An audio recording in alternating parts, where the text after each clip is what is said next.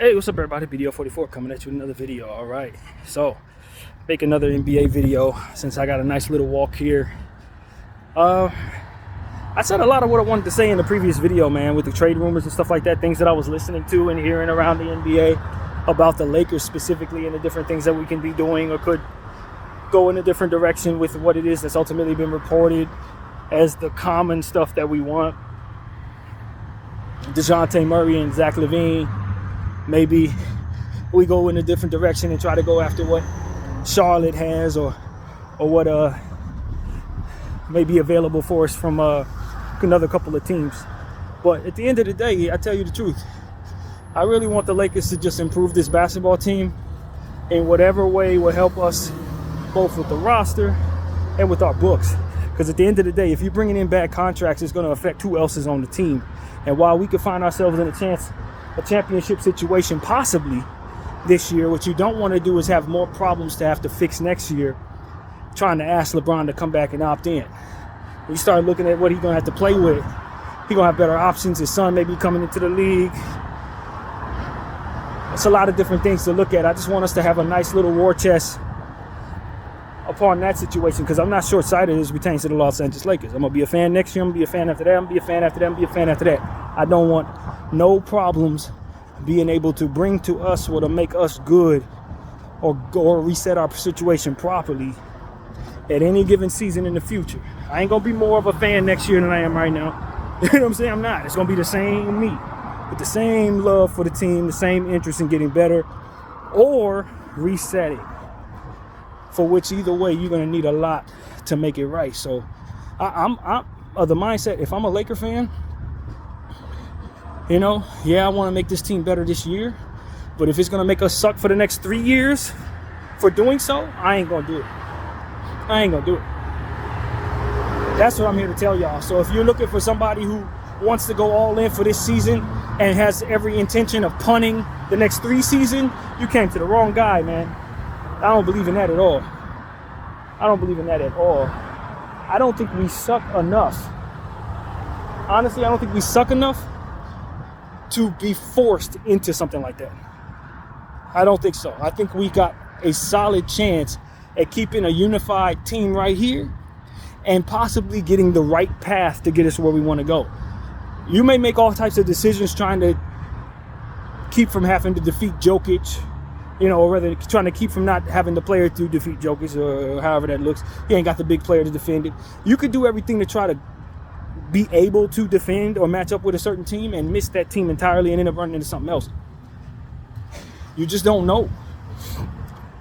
Like, for us to get athleticism and all that, I'd imagine we trying to make sure we put ourselves in a position to be able to guard people like De'Aaron Fox, be able to guard people like, what's the young fella from Philadelphia, a fast player. We want to be able to play the level of ball that's necessary to be able to defeat players who are fast and athletic. But what if you run into somebody that doesn't even provide that? And in providing yourself the moves you need to make to defeat so-and-so, you push yourself out of the position to be able to defeat who you actually see. I'm not wording that the way I want to, but I hope I'm making some kind of sense. You could do everything to defeat the Sacramento Kings and end up running into the Dallas Mavericks. You know what I mean? And with the moves that you made in trying to defeat the Dallas Mavericks, you could find yourself in a situation where you've pulled yourself out of the rankings to defeat whoever you need to be seeing. So you see what I'm trying to say? You want to put yourself in the best possible position to just be as good as you can be while having the balance and making sure you don't ruin your team for anything. And I think continuity is the most important thing for us. Now that I'm starting to see how we're playing, as guys are starting to have a solidified role, as the starting lineup's been a little consistent, we're starting to see guys just get settled into something. And I think that's what's been missing from this team. You could bring in DeJounte Murray. You could bring in Colin Sexton. But if you keep on shaking the lineup up, you're just going to have an unhappy version of them.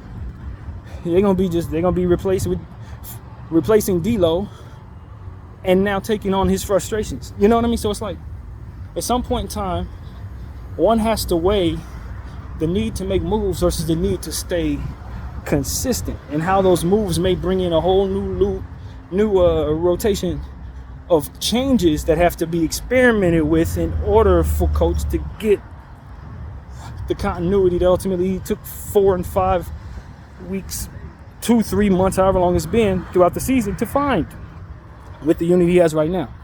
In other words, you could be seeing a whole lot more experimenting if you bring in a new set of players for him to try to figure out.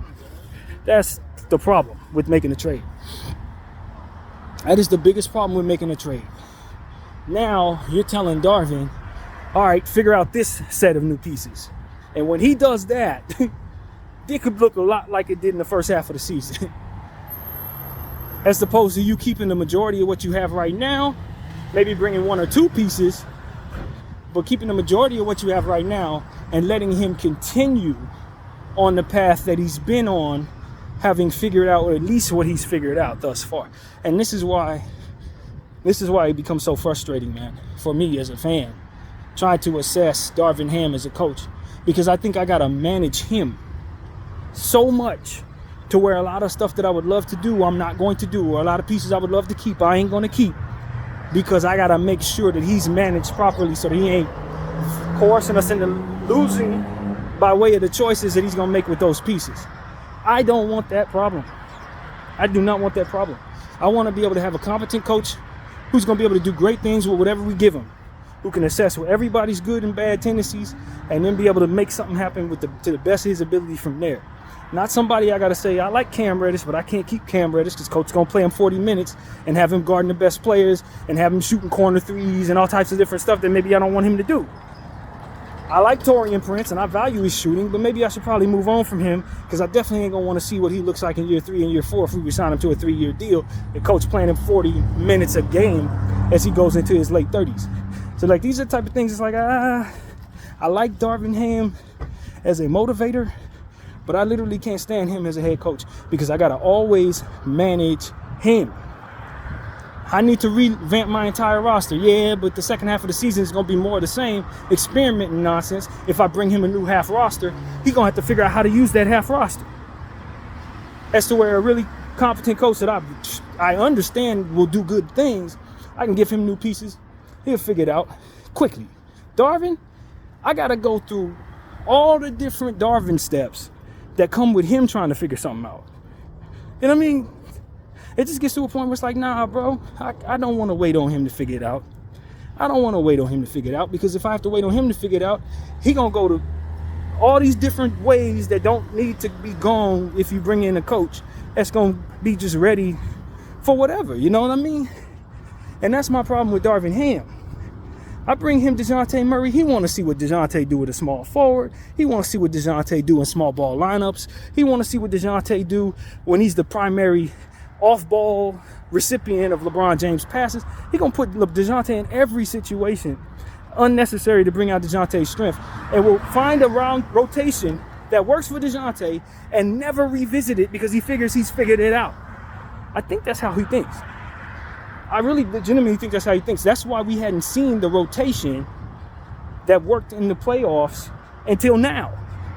Because if something works, it's like, all right, I put that aside. I know it works. What else can I do? Like, nah, fool, do what works. You figure something out? Okay, then let's let them figure it out even more so they can master it. He wants to experiment so much to where if you bring him 5 new players, you will likely see him experiment further with those 5 new players. And it's going to cost you. Just like it cost you in the first half of the season. And so that's my problem with Darvin Ham. It's like, bro, I don't trust you to just make very simple decisions that are going to make the team better, bro. I really don't, man. And I know we don't want to fire him. I know he got us to the Western Conference Finals. Maybe his version of figuring things out gives him more options in the end and all this other stuff. Maybe he's growing from here. All of that's cool. But I'm telling you, my biggest problem with Darvin is having to manage him when I consider building my roster. I'm going to build my roster. I can't bring myself that piece. I really like that piece. No, I can't bring myself that piece. Why? Because he's going to overuse or underutilize that piece. All right, what can I bring him? Well, you know he likes this, and this, so maybe you bring him that. It's like, nah, I don't want any of that. I want this. This is what I believe in, but nah, because if you don't believe in it, you ain't going to use it. So it's like you find yourself with certain unnecessary parameters based on his limitations and his choices and the expectations for what will happen if you bring him the wrong stuff. Of course, Christian Wood's a fantastic piece, but he ain't using Christian like he's supposed to. Of course, Rui Hachimura is a nice upcoming player, but he ain't using him like he's supposed to. He gonna use Taurean Prince for 35 minutes, put him on Luka Doncic and let him get cooked, not call no timeouts, and then sit up there and say, well, we just need to play better. No, you need to get the hell out of here, man. And I think I echo most of Laker Nation when I say that. So that's my frustration. That's my literal frustration. You know what I'm saying? Because for all of, even the wins, he doing stuff you don't like. Even the OKC win, he used our challenge in the first 4 minutes of the first quarter. Yesterday, he overplayed Taurean Prince, as I said, put him on Luka Doncic to get cooked like that. It's like, bro, I don't even find myself pleased with you when we win. Because you didn't likely did something that made it the game closer or something. It's like, nah, man. Genie, you have got to hire a good coach, fam. That's what you need to do. You need to hire a good coach. You had something going with Phil way back in the day. I ain't saying you're going to find Phil. And I certainly don't want you to just hire somebody because they won a bunch of rings. Because I definitely don't want Steve Kerr. He's just like Darvin. He's going to put the worst stuff on the floor and then watch it go bad. Nah. I've seen enough Steve Kerr to know that he's somebody I really am like, nah, his resume ain't going to tell the real story. Because everybody in Golden State mad with him. So for me, it's like, look, we just need to find somebody who's not going to be slow to figure things out. Who's not going to try a million different things. The easiest way from point A to point B is a straight line. Darvin's going to have you going in star formations. Star formation. You see what I'm saying? And all them extra steps is going to be extra losses. And him trying to figure out what else this thing can do. Let me see what he looks like at his worst. No, you don't want to see him at his worst. You want to see him at his best, man. That ain't an experiment you want. Well, I just got to see. No, you don't. You don't. And so that's my problem with Darvin. He be doing stuff like that from what it looks like to me. And I think, a lot of people, casuals, they frustrated with the coach because they don't know what they're assessing. They just listen to everybody else. They listen to somebody like me. They hate Darvin Ham because he puts his hands in his pockets. I don't care about it. He could stand on his forehead if he's doing the job correctly. I don't give a damn. The problem is what he does and how long it takes for him to find consistency within the rotations and what that does to the roster when the team ain't playing well. They start hanging their head down. They start having bad body language. Everybody frustrated. LeBron start checking out. And then we end up having a wasted AD year. AD's having a fantastic year, but it looks as if it doesn't affect winning because Darvin's doing all types of stuff that affects losing. That's why I'm tired of this as it pertains to my coach. It's because I've been watching this for a year and a half, man. A year and a half of him just doing all kinds of star formations when all I need is a straight line to where we going. No star formations, fam. You ain't got to do this, and this. Nah. And then it's like, as I've said before, and this is just my assessment, I could be terribly wrong. It could be much more intelligent than what it is I see here. But it just seems to me that he has an affinity for players who try hard but are talented. Like a guy like, I'm going to say Patrick Beverly. He want to play Patrick Beverly as if he's prime Gary Payton. Bro, Patrick Beverly is in his mid-30s, role player his entire career. The best thing I expect to get from Patrick Beverly is a bunch of three-point shots made and a couple stops here and there. That's what I'm going to get from Patrick. A couple stops, and he going to hit threes on his best night. Maybe you even get some assists going. We're happy with the assists. All that's beautiful. The problem with him is you want him to be in small ball lineups with smaller guys than him.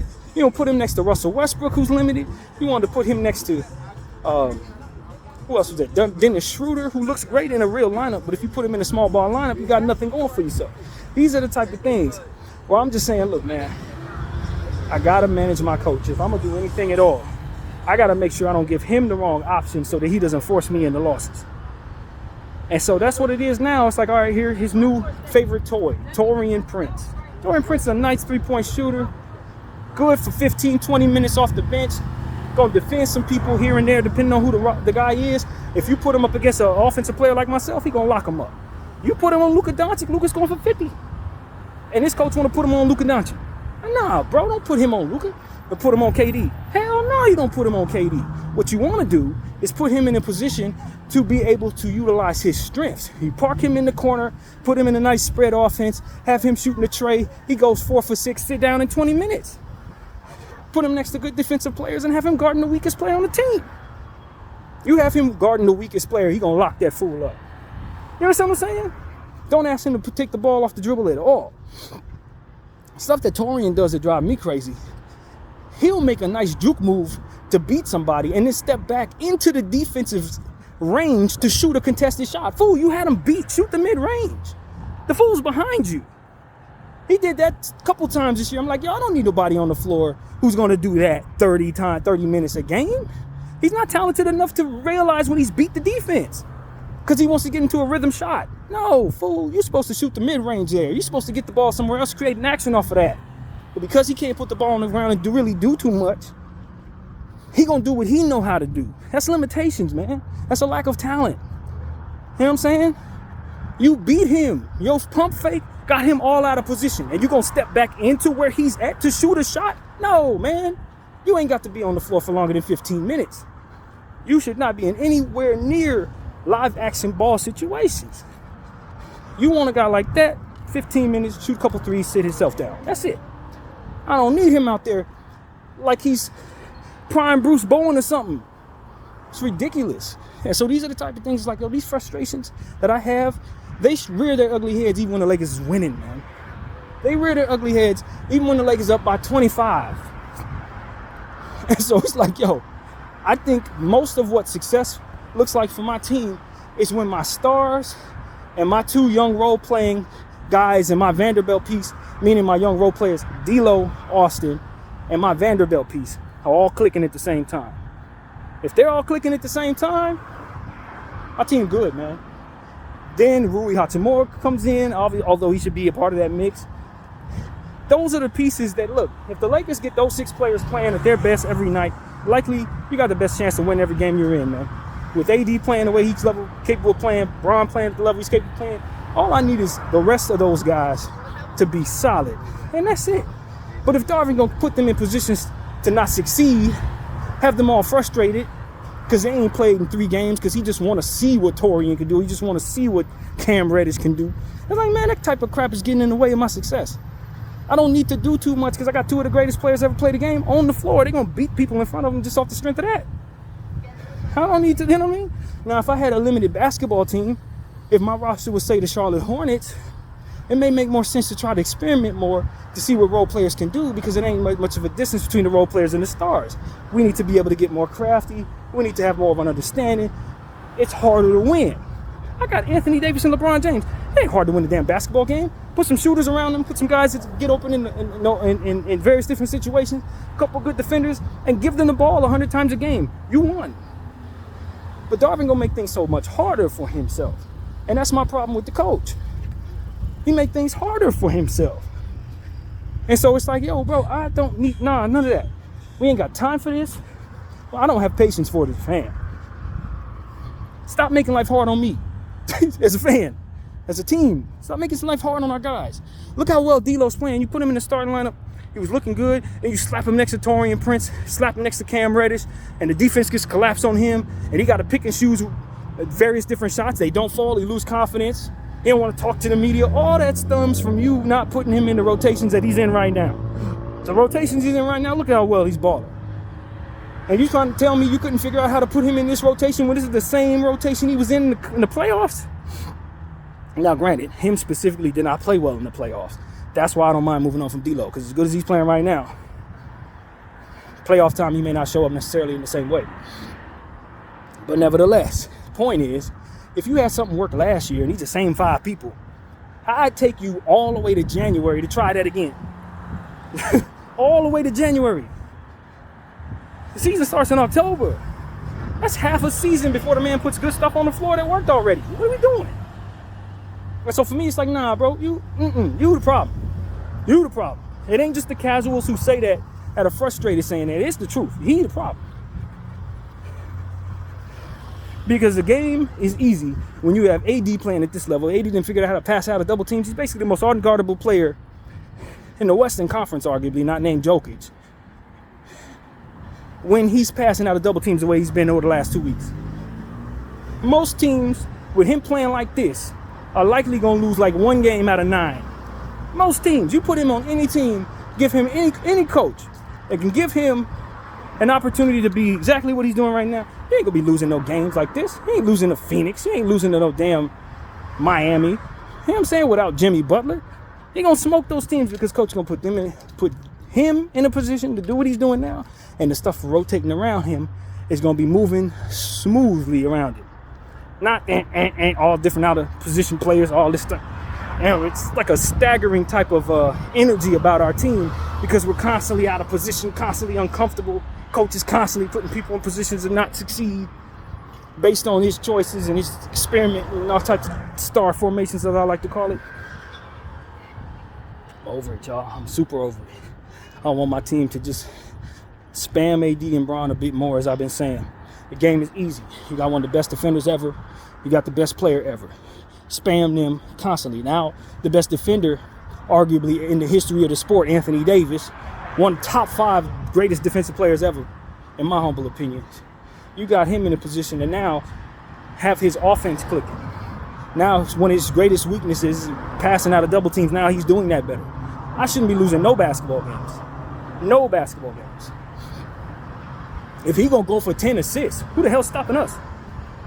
Honestly, who's stopping us? Anthony Davis learned how to pass. Fam, it's a championship year. That's the only thing that was missing from his game. And we 500? I need people to really think about this. And I look at coach and it's like, what's going on around him? Well, Vando's not starting because he want to play Taurean Prince 50 minutes and then have Taurean Prince guarding the best player. And they overhelping as if Anthony Davis ain't literally one of the best shot blockers in the planet Earth. Overhelping all the way to the paint, leaving shooters open. Well, we don't want to guard shooters ever. We treat everybody like they Vando. We treating people like Steph Curry like he Vando. Leave him out there. What do you mean leave him out there? He's the best shooter in the history of the sport. What you leaving him out there for? Type stuff like, man, that's why you losing. It ain't because you don't have the right talent necessarily. It's because your strategy is off, y'all. Coach doing stuff that don't play into his own favor. Believing in players that not better than the next guy he ain't believing in. Foregoing certain holes, opening up several others, just so he don't have to live with those holes that are naturally there. It's like, nah, enough of this, man. Enough of this. And so that's my attitude about Darvin Ham, man. I'm over it. I don't see him no more, man. I don't care if we winning or losing. I'm sick of this type of stuff, y'all. I'm sick of it. And I know we've been winning, but I'm not short-sighted. That's the thing about me. This ain't got nothing to do with beating the Dallas Mavericks when Luka's fresh off injury and Kyrie has a hurt hip. You better beat them. You understand what I'm saying? You better beat them. Or when Shai Gilgeous-Alexander's trying to play through pain because he want to come back, or rather play through injury just like everybody else who wants to play against the Lakers. So his team is at half-mast because he's not himself. You better beat the OKC Thunder in that situation when they shooting 49 threes and only hitting 15 of them. You freaking better win. I'm not amused by those wins. Now, I like how we played, but I'm not looking at that like we just played the best version of those teams or like we just beat the Celtics. Hell no, I didn't do none of that. You didn't beat Joel Embiid when he's going for 50. Hell no, you didn't do that. What you did was benefit from 2 teams that came in with their best players not playing their best ball for whatever reason. That's what it was. And if that's going to be the case, then you can have that win you a championship if you expect to see that every day. Hopefully every player has their worst game against us. Hopefully every team shoots 15% from behind the arc against us. And we win every game, right? Fool's gold. Fool's gold. That's just as much as fool's gold is thinking Austin Reeves and D'Angelo Russell going to do anything but get blown by De'Aaron Fox. It's fool's gold. You better get your athletic defender. You better get you some players that can play that position. It's fool's gold, man. Thinking D-Lo going to go for 28 every night. Fool's gold. Don't expect it. You can appreciate it when it happens, but don't expect it. And so that's what I'm saying to all of y'all, man. I'm tired of some of the inconsistencies of this basketball team. We the Los Angeles Lakers. I do not need to see our team go in different star formations as opposed to just from point A to point B, straight line. He want, none of that. I don't need extra steps in our game plan. If this guy can't do that, then don't ask him to do it. If this guy's limited, then only give him a limited amount of minutes. Don't have him out there trying to guard the greatest player in the game. You know what I'm saying? Like, what the hell? Literally. I've seen this man put Taurean Prince on Luka Doncic. I've seen him put him on Kevin Durant in multiple basketball games. It's like, who do you think this guy is? Or is he just a reflection of who you used to be and you wish somebody would do that for you? Whatever the case may be, get those limitations out of our way so we can win these basketball games. That's my attitude, man. And I'm not changing my tune.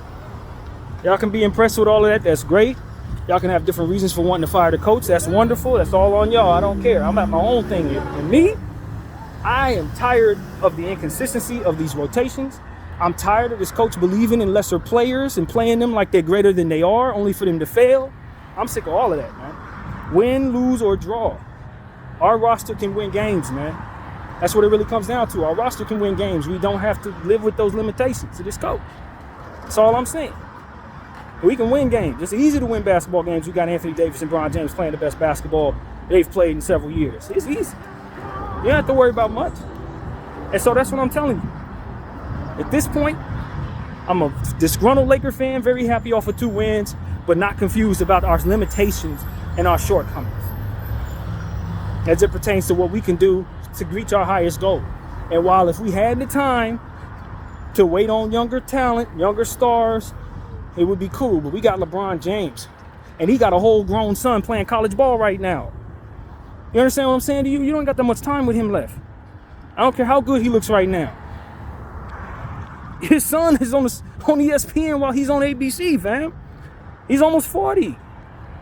You got to win now, or you got to make damn sure that you get what you can get for his value while he's still up. If we're not doing one of those 2 things, we're screwing ourselves. My name is BDL44. I thank you all for watching. I'm out.